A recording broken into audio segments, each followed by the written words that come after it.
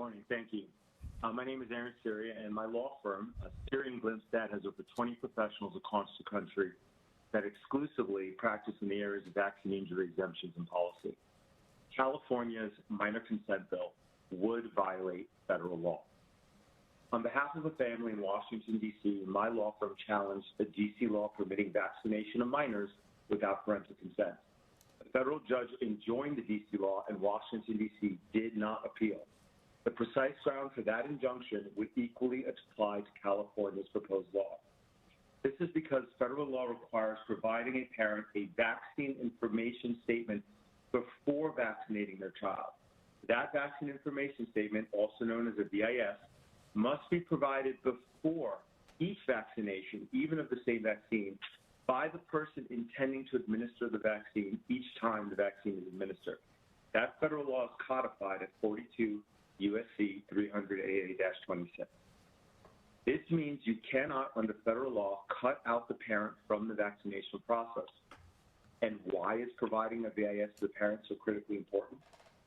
Because in 1986, when Congress eliminated liability for pharma companies for injuries caused by their vaccine products, it provided one particular important and critical safety check to counterbalance that loss in the normal market forces that assure product safety. The VIS lists what a parent should tell a doctor before their child is vaccinated. For example, a prior reaction to a vaccine when a child was a baby. That's the type of information that often only the parent would know. The VIS also tells the parent what to do if a child has a reaction after vaccination, including how to bring a claim in the federal Vaccine Injury Compensation Program. This critical safety check is required by federal law, and the California legislature will hopefully respect the comprehensive federal statutory scheme regarding vaccination. While some claim that laws have permitted medical care for minors for decades without parental consent, it is only recently that such laws have specifically focused on vaccines and that there has been a drive to vaccinate minors without parental consent. In any event, delay doesn't result in a law becoming legal that is illegal. The law in D.C. was the first to actually adjudicate the legality of vaccinating a minor without parental consent. We are aware of no other decision published by any court addressing this issue. We anticipate that California's minor consent law will suffer the same fate as the Washington, D.C. minor consent law.